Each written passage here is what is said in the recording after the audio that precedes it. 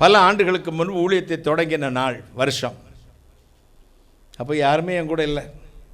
நான் தான் வீட்டை பொறுக்கிறதுலேருந்து பைபாஸ் ரோட்டில் வந்து பிஆர்சி செட்டுக்கிட்ட தண்ணி வரும், கார்ப்பரேஷன் குழாய், அங்கே வந்து தண்ணி எடுத்துகிட்டு போவேன். தண்ணி எடுத்துகிட்டு போய் லெட்டர் எழுதி எல்லாம் பண்ணுவேன்.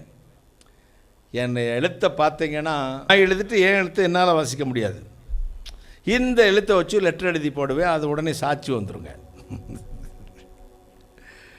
அப்போ ஒரு நாள் வந்து சாப்பாட்டுக்கு ஒன்றுமே இல்லை. அரிசி டப்பாவில் பார்த்தேன், இது இவ்வளோண்டு கைப்பிடி கூட இருக்காது அரிசி, ஒரு 4 அரிசின்னு அப்படி வச்சுக்கலாம், இப்படி இவ்வளோ பிடிக்கலாம் அரிசி கிடக்குது. அது கூடு கூடாக வேற இருக்குது. அதில் என்ன செய்யலாம் அப்படின்னு பசி வயிற்ற கிள்றது, சமைக்கவும் தெரியாது. இந்த திரி போட்ட மண்ணெண்ணெய் ஸ்டவ் இருக்கும், பார்த்துருக்கீங்களா? ரவுண்டாக இருக்கும், ரவுண்டாக மண்ணெண்ணெயில் இருக்கும். அந்த மண்ணெண்ணெய் ஸ்டவ்வில் தண்ணியை எடுத்து வச்சு இந்த அரிசி அள்ளி இந்த தண்ணியில் போட்டுட்டு காலையில் 10 மணிக்கு வச்சேன். லெட்டர் எழுத ஆரம்பிச்சுட்டு 3 மணி வரை வந்துச்சு.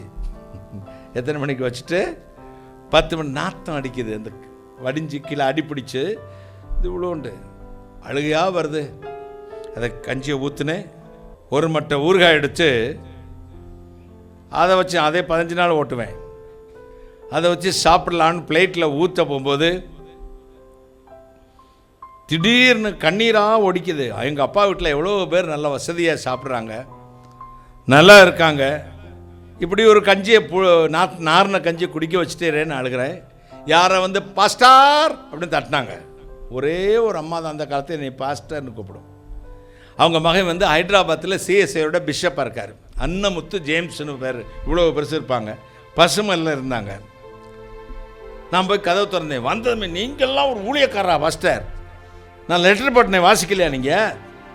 இன்றைக்கி எங்கள் வீட்டில் ப்ரேயர் மீட்டிங் வச்சுருக்கேன், நீங்கள் தான் வந்து செய்தி கொடுக்கணும். 250 பேர் வந்திருந்தாங்க பாஸ்டர். இன்னும் எனக்கு அவமானமாக போச்சு. உங்களை பயங்கரமாக திட்டிட்டு உட்கார்ந்துருந்தேன். 3 மணிக்கு ஆவியானவர் பேசினார், என் பிள்ளை பசியாக இருக்கான், முதல்ல போய் சாப்பாட்டை கொடுத்துட்டு அப்புறம் திட்டு அப்படி சொன்னார். இன்றைக்கி எல்லாருக்குமே சாப்பாடு செஞ்சுருந்தேன் பாஸ்டர், நீங்கள் வருவீங்கன்னு ஸ்பெஷலாக வேறு செஞ்சுருந்தேன் அப்படின்னு ஒரு பெரிய 2 ஒயர் மடைஞ்ச கூடை கொண்டு வந்தாங்க. 2 இறக்குனாங்க, இப்படி எடுத்து வச்சாங்க. கஞ்சி இன்னும் வாய்க்குள்ளே போகலை.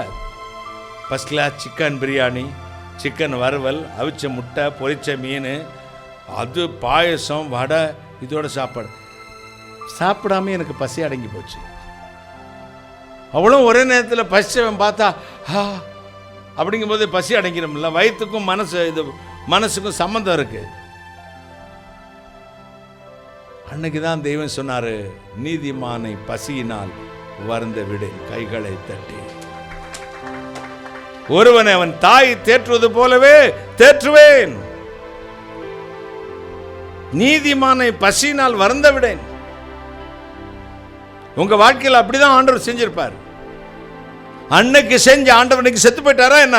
இன்னும் செய்வார். ஒரு அல்லேலூயா, அற்புதமா நடத்துவார். நீதிமொழி 17, 17, 18, 24 சொல்லுகிறது, தன் சொந்த சகோதரனிலும் அதிகமாக நேசிப்பவர்கள் உண்டு, அப்படிப்பட்டவர்களை அனுப்புவார். சொந்த சகோதரனிலும் அதிகமாக நேசிப்பவர் இந்த உலகத்தில் இருக்கிறார்கள், அவர்களை அனுப்புவார். நல்ல மனிதர்களை அனுப்புவார். ஆவிக்குரிய நல்ல தகப்பன்மார்களை அனுப்புவார். தீர்க்கதரிசிகளை அனுப்புவார். உதவி செய்தவர்களை அனுப்புவார். உங்கள் வாழ்வை செழிக்க பண்ணி விடுவார். ஒரு அல்லேலூயா சொல்லுங்க. ஹல்லேலூயா.